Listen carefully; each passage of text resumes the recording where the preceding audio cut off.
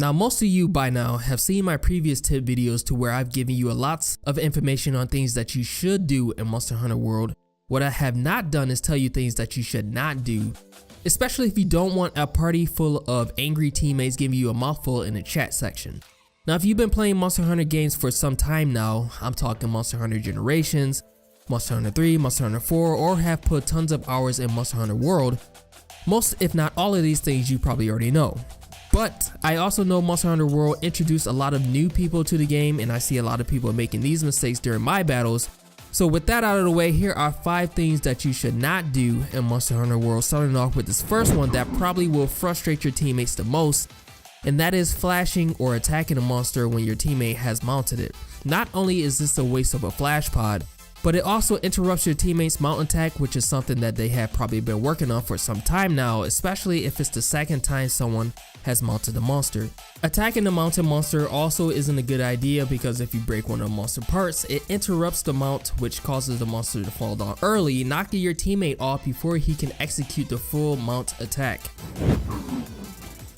For every 10 battles I get into, I would say about half of those battles have someone who don't know when a monster has been put to sleep. If you're fighting a monster and you hear the battle music suddenly cut off, that means that someone had just put the monster to sleep. You will also see the monster get groggy and then fall down to the ground. Then you will see bubbles coming up from his mouth. You may even see some of your teammates suddenly stop fighting. This one guy who was about to shoot the monster even readjusted his shot so he wouldn't hit the monster. But unfortunately, in this example, we just had that one guy who just didn't get what was going on. Yeah, don't be that guy. This one should go without saying, but again, I see people do it, especially when fighting Nergigante. A lot of areas in the Elder Recess has small tight spaces in the entranceway, and for some reason I will see people try to fight Nergigante in that small tight space. Fighting monsters that can kill you in 1 or 2 attacks in small tight areas is basically you just begging to be carded. You're gonna need space when fighting them, so definitely go out and search for the larger areas. You'd be surprised at how many people I see get hit with an attack that took more than half their health bar, get right back up, and then run right back into the battle without healing. Now I hate to play Captain Obvious here, but you probably shouldn't do that. Heal up before going back out there or you're going to end up rolling off a cart back at the base. Please. I also see people take a long time to heal up when they take damage, which this actually has a logical reasoning behind it. It's because they're cycling through their inventory. Use the radio menu, guys. Please, it will help you in so many ways. Equip your healing items to it. Trust me.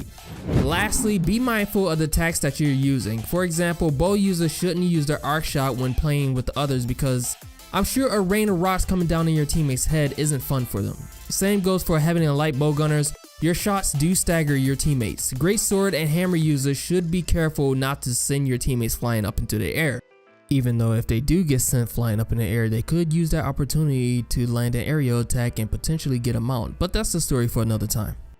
But that pretty much wraps up this video, guys. I do plan to release a video after this one on the mistakes that people make when fighting the Kulve Taroth, so stay tuned for that. But other than that, thank you all for watching. If you liked the video, then definitely drop a like. Make sure you share this video because I'm sure there's lots of people out there that needs to know not to do these things in the middle of battle. I'm pretty sure there's a lot of things that's on this list that you got frustrated with and you need people to know not to do that, so definitely share this video. If you're new to the channel and have not subscribed yet, be sure to subscribe for more videos that I have coming along the way. I mean, why not? It's free.